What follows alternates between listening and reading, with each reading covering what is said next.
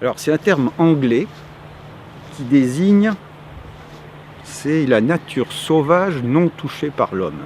Ensuite, ça a désigné la nature, pas non touchée par l'homme, mais non équipée par l'homme.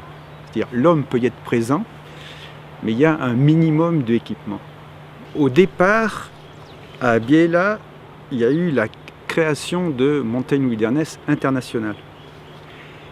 Les responsables de ce congrès ont demandé à tous les représentants de partir organiser des sections nationales dans leur propre pays.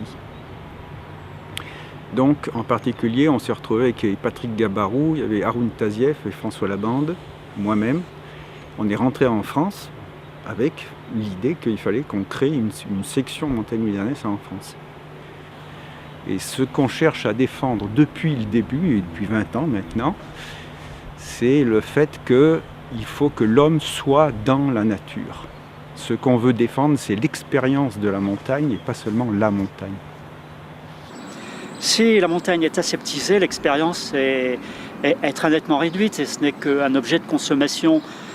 C'est plus là une notion de philosophie, d'approche de la montagne que nous essayons de développer.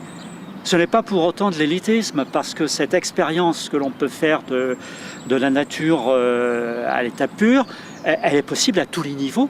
Elle est possible à tous les niveaux physiques, aussi bien pour les plus grands exploits, comme faisait Patrick Béraud par exemple, qui était un de nos garants internationaux, qu'à l'échelon d'un simple randonneur.